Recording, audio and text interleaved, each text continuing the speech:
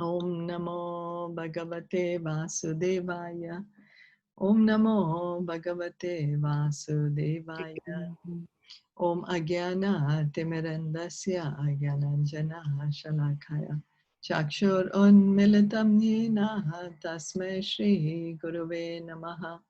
Nama Om Vishnupadaya Krishna Prishtaya Bhutale Srimate Bhaktivedanta Swami Iti Namine. Namaste Saraswati Deve Gauravani Pracharine Nirviseshasha Shunyavadi Paschatya Deshatarine Vanchakalpa Tarubhyascha Kripa Sindhu Bhaevacha Patitanam Pavanebhyo Vaishnavebhyo Namo Namaha. Jai Sri Krishna Chaitanya Prabhu Nityananda Shri Advaita Gadadhara Shri Vasadi Gaura Bhakta Vrinda. Hare Krishna Krishna Krishna Hare Hare Hare Rama Rama Rama Hare Hare. Hare Krishna. Hare Krishna. So today we are reading from Bhagavad Gita, chapter 2, and we are on text 34. Would anybody like to read the Sanskrit? I can read. Okay. Akirtincha api bhutani kathayishyanti evyam sambhavitasya cha kirtir maran adirichyate. People will always speak of your infamy, and for a respectable person, dishonor is worse than death. So, pursued by His Divine Grace, A.C. Bhaktivedanta Swami Srila Prabhupada, both as friend and philosopher to Arjuna, Lord Krishna now gives his final judgment regarding Arjuna's refusal to fight. The Lord says, Arjuna, if you leave the battlefield before the battle even begins, people will call you a coward. And if you think that people may call you bad names, but that you will save your life by fleeing the battlefield, then my advice is that you do better to die in the battle. For a respectable man like you, ill fame is worse than death. So you should not flee for fear of your life. Better to die in the battle. That will save you from the ill fame of misusing my friendship and from losing your prestige in society. So the final judgment of the Lord was for Arjuna to die in the battle and not withdraw. So here Krishna is telling Arjuna, you do your duty, don't stop doing your duty. People are going to criticize you. They will not think that you became compassionate, that's why you didn't want to fight. They will think that you got scared and that's why you didn't fight. And then people are just going to keep degrading you, you know. All what you have worked for all the life, you created a name for yourself, all that will go. Rather, you fight the battle. Even if you die, you will be glorious because it's the Kshatriya's duty to fight. So in this way, Krishna is instructing each and every one of us that we should not stop to do our duty. We should do our duty, whatever it is, however troublesome it is, we should do our duty for the pleasure of Krishna, for the pleasure, keeping Krishna in the center. So then reading on, text 35, would somebody like to read? Neha, you want to try? I can try. Yeah, I'll try. Bhayadranaad uprantam mamusham te tvam maharatha yesham chatasham bahumanto bhutva yasyasi lagvam. The great generals who have highly esteemed your name and fame will think that you have left the battlefield out of fear only, and thus they will consider you insignificant. Lord Krishna continued to give his verdict to Arjuna. Do not think that the great generals like Duryodhan, Karan, and other contemporaries will think that you have left the battlefield out of compassion for your brothers and grandfather. They will think that you left out of fear for your life, and thus the high estimation of your personality will go to hell.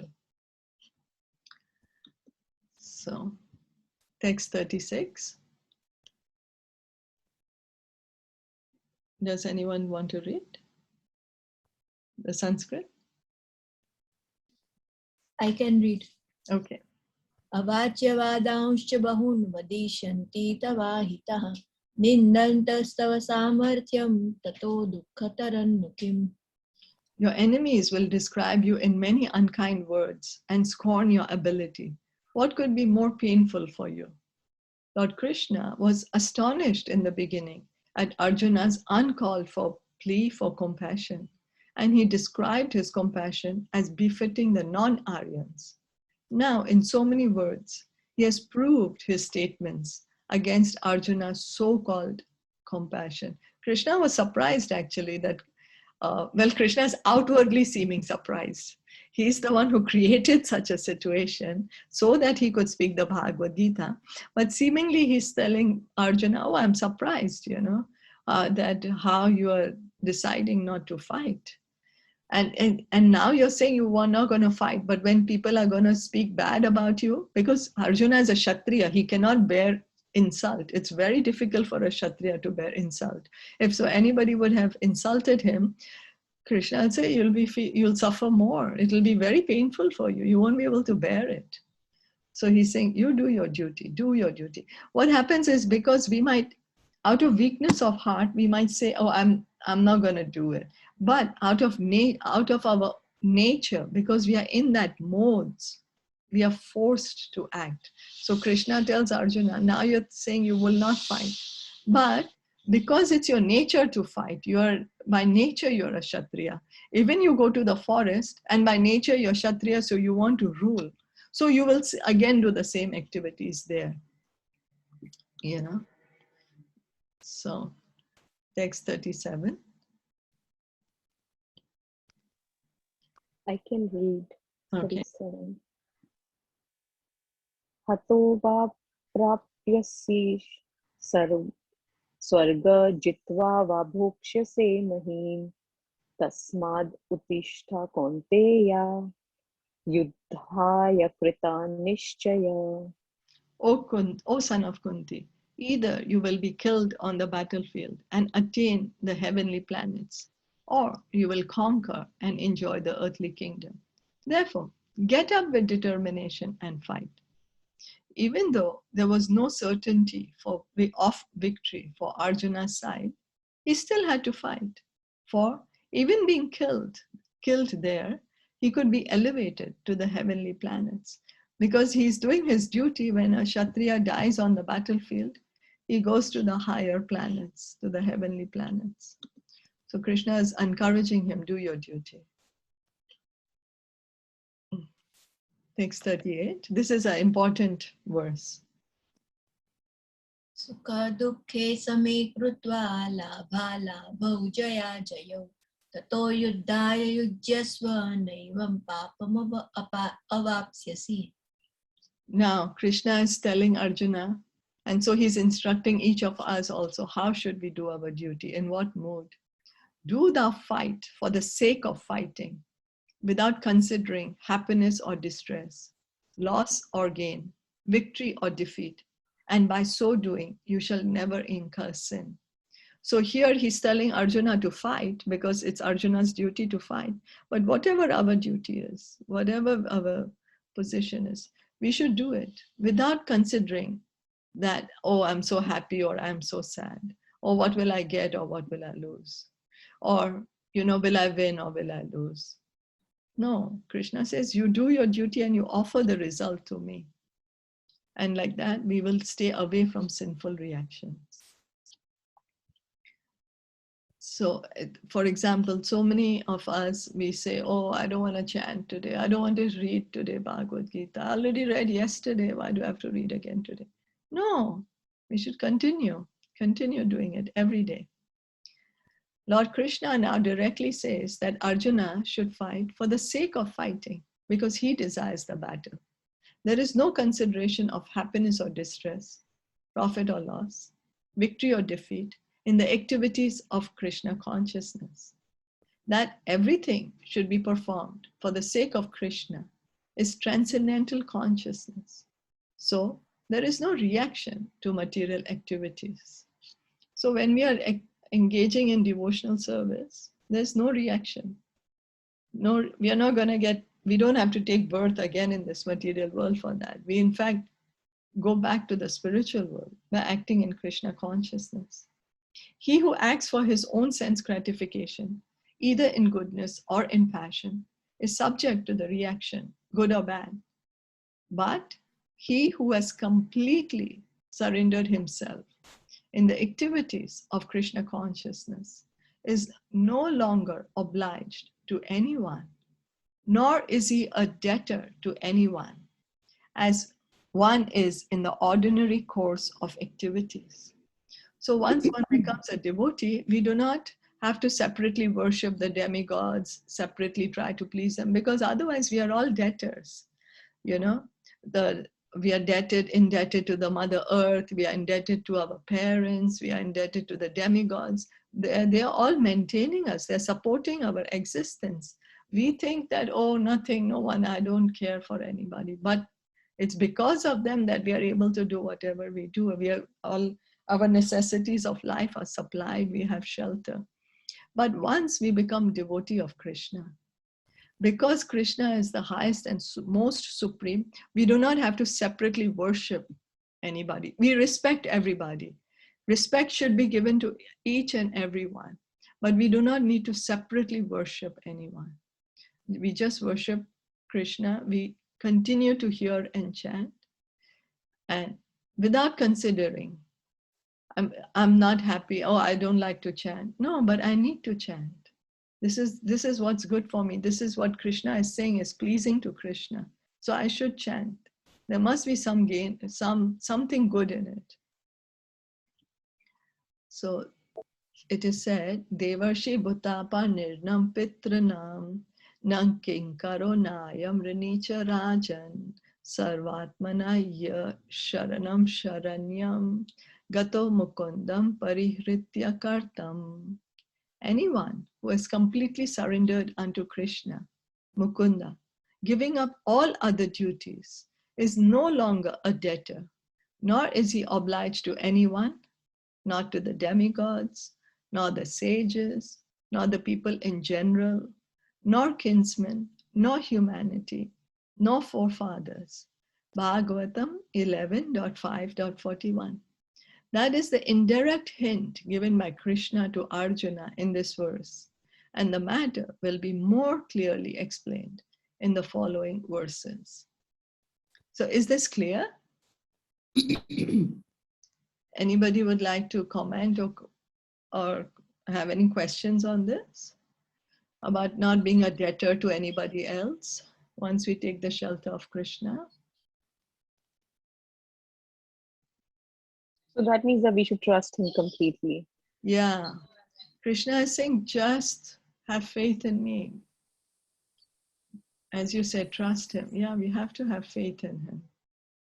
That we will not, while listening to Krishna, we will never incur sin. Because Krishna is all pure. Why will he tell us to do something which is bad? Why will he make us do sinful activity? A father, he will give very good instructions to his son. He's never ever going to give bad instructions to his son. You know, seemingly outside it might seem, oh, it's so painful. The son will say, oh, you're being so harsh to me. But it might be just for the son to learn a lesson. But at the heart, the father is never going to say anything bad to the son. And so Krishna is our supreme father. Why will he try to exploit us or put us in trouble? No, he's very kind and very loving. All he wants us is to be happy and come back to him. That's all. So we are not indebted to anybody when we become a devotee. Otherwise, we are indebted. There are 33 crore demigods, all that. How we are going to separately repay the debts to everybody? It's not possible. So we just surrender ourselves to Krishna and then worship him, keep him in the center, and see everybody else as part of Krishna. Is that So okay? there are kinds of rin, right? There are kinds of debt we have to give, but so then we don't have to do it if we just pray to Krishna. That's right. Just same as when we watering suppose we have a big tree, then instead of giving water separately to all the leaves, all the branches, we just give water to the root and everybody is satisfied. So then when we are pleasing Krishna, all the demigods, the forefathers, the parents, the Mother Earth, whoever we are indebted to, they automatically get satisfied. Because they're all part of Krishna also. So, it's not, no one is separate from Krishna. So we can see we will become even more dear to others when we engage in devotional service. Our relationships with everyone is better. Demigods are also happy with us when they see us becoming devotees, because they are always singing the glories of Krishna. They are pleasing Krishna. So when they see others doing that, they're also happy.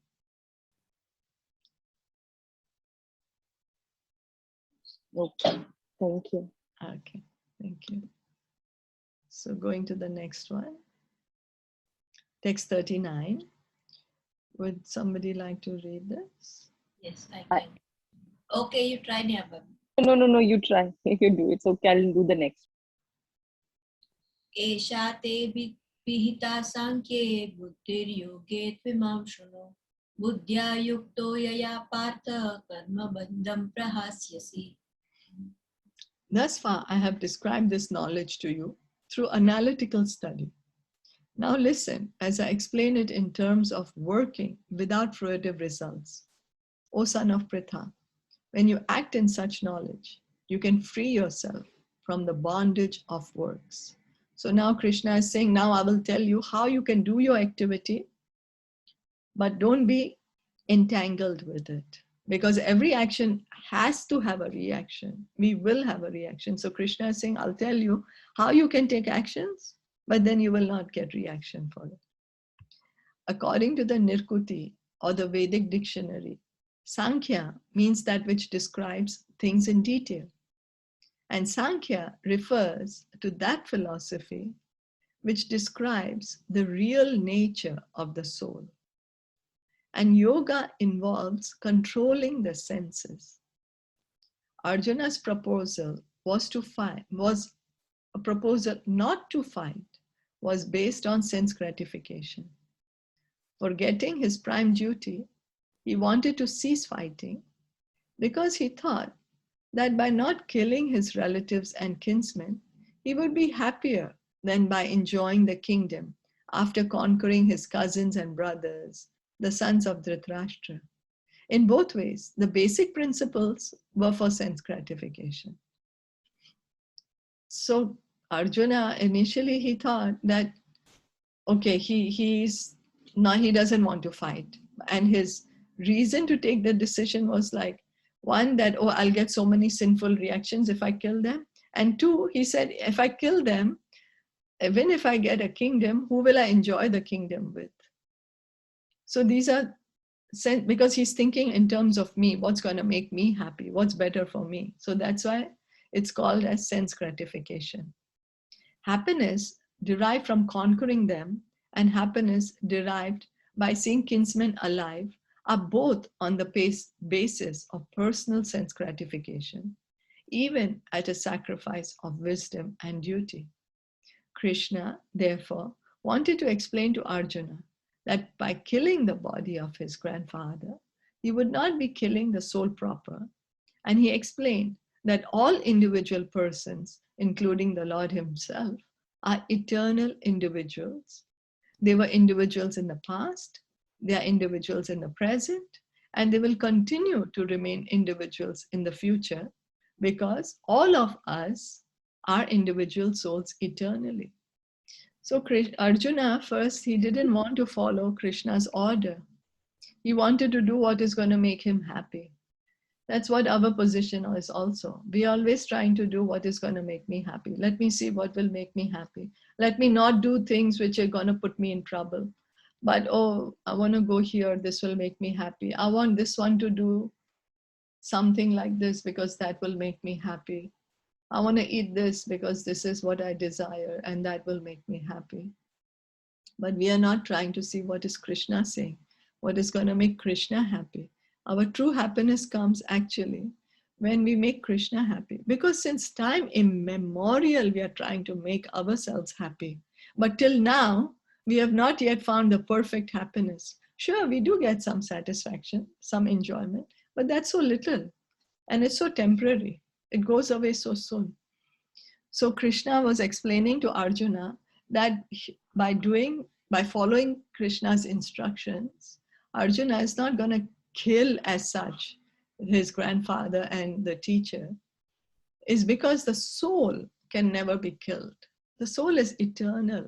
We are eternal. There's never going to be a point of time where the soul, we are going to cease to exist. Never. Many times, even if we are frustrated and say, oh, I don't want to live anymore. But we can't not live. We are eternally individuals. We are going to continue to remain as individual souls. We are not going to mix up into one big blob of light or something. No, we continue to live. So Sankhya philosophy is like analyzing things in detail, you know. One of the famous contribution of Sankhya philosophy is to describe, actually breaking down what is all this material world about. Then they break down the material world into the 24 elements, the earth, water, air, fire, ether, mind, intelligence, false ego, then the senses, then the sense objects, that way. Then, so Krishna continues, Prabhupada is continuing to say, we simply change our bodily dress in different manners, but actually we keep our individuality even after liberation from the bondage of material dress. An analytical study of the soul and the body has been very graphically explained by Lord Krishna. And this descriptive knowledge of the soul and the body from different angles of vision has been described here as Sankhya in terms of the Nirukti dictionary. This Sankhya has nothing to do with the Sankhya philosophy of the atheist Kapila. Long before the impostor Kapila Sankhya, the Sankhya philosophy was expounded in the Srimad Bhagavatam by the true Lord Kapila, the incarnation of Lord Krishna, who explained it to his mother Devahuti. It is clearly explained by him that the Purusha, or the Supreme Lord, is active and that he creates by looking over the Prakriti. So there is some impostor Kapila who created his own Sankhya philosophy. There is an original Sankhya philosophy, is written in the Srimad Bhagavatam, and that is explained by Lord Kapila Dev, who's an incarnation of Krishna himself. And he explains this philosophy to his mother, Devahuti. You know, he gives her the knowledge. So he is also saying that the Supreme Lord, he's a person. And how does he make this creation? He just glances. He is the one who glanced at this material elements, and the whole activity of the creation started. This is accepted in the Vedas and in the Gita. The description in the Vedas indicates that the Lord glanced over the Prakriti or nature and impregnated it with atomic individual souls. All these souls are working in the material world for sense gratification. And under the spell of material energy, they are thinking of being enjoyers. So how do we come here in the material world? Because we want to enjoy this world. So Krishna makes it for us. You know, like we see children, for example, a daughter is seeing the mother cooking in the kitchen. And she starts crying that I also want to cook. But now the mother knows the daughter has no ability to cook. We are all going to go hungry. So what the mother does, she gives her a toy kitchen set and says, you cook with this. You know, so same way. Krishna, we just want to be Krishna. We want to control. Although we have no qualification, we don't know how to rule the planets. Imagine if really we were to decide the laws, when the sun has to come and the sun has to go, when should it rain, what kind of flowers should be there, how the system of the body should be done, and then how many planets should be there, what should be the nature of each planet. Imagine if we had to do all that, you know. Do we have the capability or capacity? Now, Lord Brahma, he's the highest person who's creating the secondary creation of this universe. So he is doing it to a certain degree. But he also says that he gets the knowledge from Sri Krishna. He says that, okay, Krishna put everything in the material world. He's the one who's put it, and then I'm just doing the secondary creation. And he also says the knowledge I got is from Krishna. Lord Brahma didn't have the knowledge of how to create. He got, Krishna instructed him how to do it. So this mentality is dragged to the last point of liberation when the living entity wants to become one with the Lord. This is the last snare of Maya or sense gratificatory illusion. And it is only after many, many births of such sense gratificatory activities that a great soul surrenders unto Vasudeva, Lord Krishna, thereby fulfilling the search after the ultimate truth. So what is the last snare of Maya? Even if we realize that, okay, I'm not this body, I'm the soul, but we want to enjoy, you know, we want to control. So what we say, okay, I know I'm the soul, but okay, I'm Krishna. I will enter into Krishna's body. I'm Krishna, you're Krishna, everyone's Krishna. But this is Maya, because we can never become Krishna. Even if we enter into the body of Krishna, which means that we are entering in the Brahma Jyoti, in the Brahman effulgence, we still continue to remain individuals. We are never ever at any point of time, no matter how much meditation we do, no matter how much chanting or hearing we do, can we become Krishna.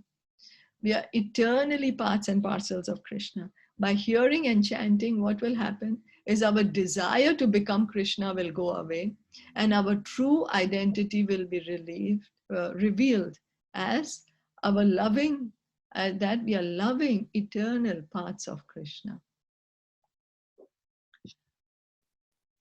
Arjuna has already accepted Krishna as his spiritual master by surrendering himself unto him. Shishyasteham sadhi mam tvam prapanam. Consequently, Krishna will now tell him about the working process in Buddhi Yoga or Karma Yoga, or in other words, the practice of devotional service only for the sense gratification of the Lord. Arjuna told Krishna that now I'm your disciple, a soul surrendered unto you. You kindly instruct me. So that's when Krishna changed his relationship with Arjuna changed his relationship with Krishna. Before they were as friends, as equal. But Arjuna was so confused, so bewildered, he was so affected, he didn't know what to do. He said, I better get some good instructions. So he said to Krishna, please accept me as your disciple. I'm your disciple. You please instruct me. I surrender myself unto you. Please tell me what I should do. It's only then that Krishna starts telling him. Till the time when they were friends, Krishna did not instruct Arjuna. But when Arjuna became like, out of humility, accepted Krishna as his spiritual master, then Krishna started instructing him. And then now Krishna is telling Arjuna about Karma Yoga or Buddhi Yoga or devotional service. By devotional service, what happens is we please the senses of the Lord. And because the Lord is feeling pleasure, we feel pleasure.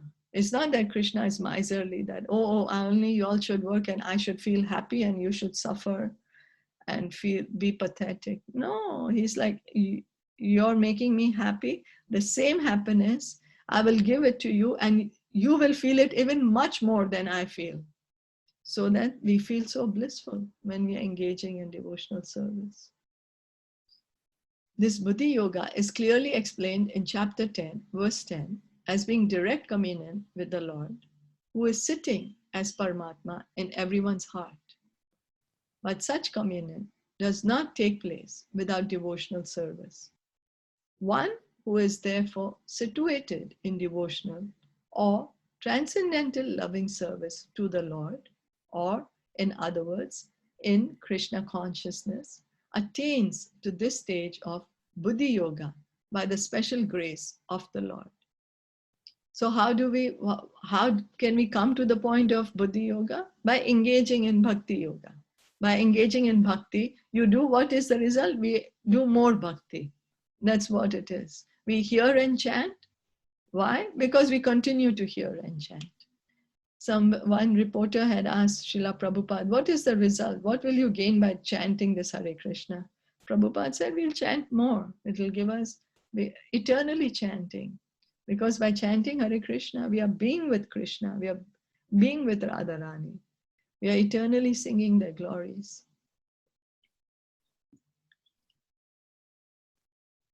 The Lord says, therefore, that only to those who are always engaged in devotional service, out of transcendental love, does he award the pure knowledge of devotion in love. In that way, the devotee can reach him easily in the ever blissful kingdom of God. So Krishna is saying that those who are engaged always, who are always engaged in devotional service out of love. Now, Krishna is saying, if you're serving me with love, then what happens? He gives the knowledge of devotion in love. He gives us pure love, Krishna Prema. And in that way, we can go back to Godhead. But at our point, we do not have that love for Krishna. Then how to do? That means we can't go back. We can. What happens is the devotees, we accept the process. We serve Krishna under rules and regulations. And Krishna accepts it. That's Vaidhi Sadhana Bhakti. That's what we do. We hear and chant. We don't want to, but we still do it. Why? Because the devotees have told us we should do it. So we do it regularly, our prescribed number. And then in this way, gradually, what will happen is, then we will want to do it. We'll get attached to doing it. And then we get more and more purified. And that way, we are gradually taking on our journey back home, back to Godhead. Is this okay? Any questions or comments till now? Because we spoke of a... So that means that we should continue chanting and hearing. It doesn't matter, we should not wait for the results, or we should not look that what am I getting? Because slowly and gradually we'll be purified with it. Yeah. And then more we will want to do it more. Is it that? That's right. That's right. Exactly, you said it. Because we'll get more and more purified, so we'll get more and more attached. Maybe we don't realize it. Oh, what am I only hearing and chanting for? I don't even know what am I doing it for. I don't see any change. But others will be able to see a change in you. They'll say, oh, you changed. Before you used to be more angry. Now you're not so angry. Before you used to be so passionate about so many things. Now you're not. Before you were this or that, but now you're able to control your moods better. So these are the outward things that we can see. And then internally what's happening? We are giving more respect to everyone. We are able to respect others. We are able to see, let me try to hear what this person is saying. You know, this is all because we are getting purified by association of Krishna. By hearing and chanting, we are associating with Krishna. We can see that our attachment to the material world is getting lesser. That we are able to respect others more, you know. and not always just seeking respect for ourselves. That's the test. How much are we willing to respect others?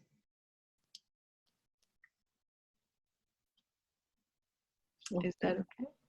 Yeah.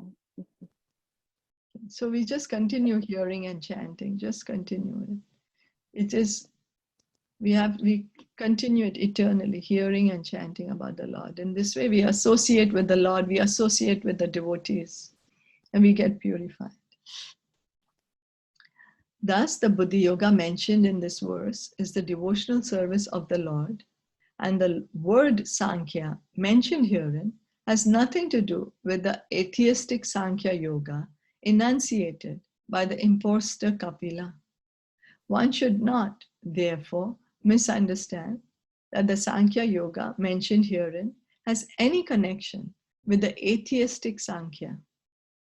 Nor did that philosophy have any influence during that time, nor would Lord Krishna care to mention such godless philosophical speculations. Real Sankhya philosophy is described by Lord Kapila in the Srimad Bhagavatam. But even that Sankhya has nothing to do with the current topics. Here, Sankhya means analytical description of the body and the soul. Lord Krishna made an analytical description of the soul just to bring Arjuna to the point of Buddhi Yoga or Bhakti Yoga. Therefore, Lord Krishna's Sankhya and Lord Kapila's Sankhya, as described in the Bhagavatam, are one and the same. They are all Bhakti Yoga. Lord Krishna said, therefore, that only the less intelligent class of men make a distinction between Sankhya Yoga and Bhakti Yoga.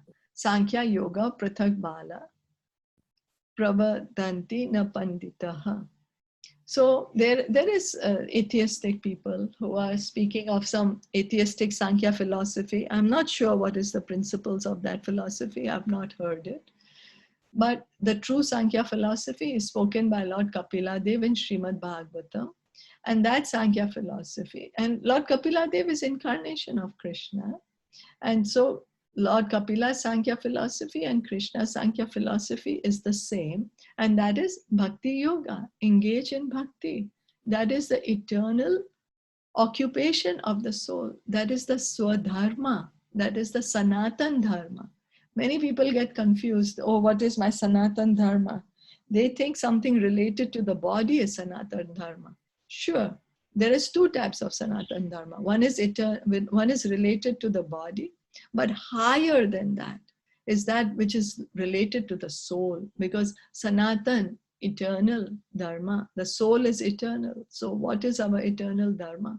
It is that we are eternally pure, loving servants of Krishna. That is our Sanatan Dharma. Krishna, Jivera Swarupaya, Krishnera Nitya Das. That's what Lord Chaitanya said. He explains that what is our true position? We are eternally parts of Krishna. We are eternally servants of Krishna. Of course. Yes, please. So I was just asking that, as you mentioned here, that some atheist people use the name of Kapila Muni and then they originated their own Sankhya. Is that what they mean by that? That they use the same Kapila Muni's name, under his name, they created their own philosophy. It seems there's some imposter Kapila, because we just read above, Srila Prabhupada said that there is some fake imposter Kapila Sankhya. So they're not using his name, but they just created somebody else. There's some person who calls himself Kapila. Okay. And he created some philosophy which is called Sankhya. But he created some atheistic things. He just used the name, borrowed the name Kapila and Sankhya, and made his own philosophy. It's not the true Sankhya philosophy. That's what it is. Of course, atheistic Sankhya Yoga has nothing to do with Bhakti Yoga.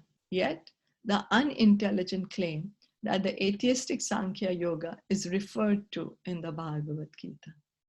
One should therefore understand that Buddhi Yoga means to work in Krishna consciousness in the full bliss and knowledge of devotional service. One who works for the satisfaction of the Lord only, however difficult such work may be, is working under the principles of Buddhi Yoga and finds himself always in transcendental bliss. So the secret of happiness.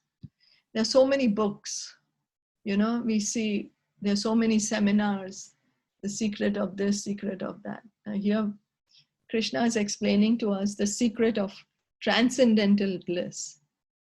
Srila Prabhupada is explaining how we can always be blissful.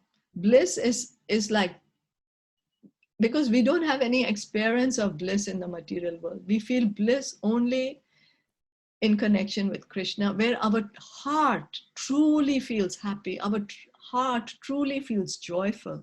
That's bliss. And then how do we do that? We work for the satisfaction of the Lord. Now, it's not easy. It's very difficult because we are so used to doing for satisfying our own senses. Since time immemorial, we have been doing it. So we are conditioned to doing it by default. You know how we have a default browser or a default thing? You open it, that's what's going to pop up. So by default, we are just used to satisfying our senses. So for us, it is very difficult to satisfy the Lord. But if we just endeavor, do it, what will happen is, instead of suffering because, oh, it's so difficult and I'm trying to satisfy Krishna and it's so difficult, but if we actually do it, what will happen is we won't suffer. The exact opposite happens and we'll feel blissful.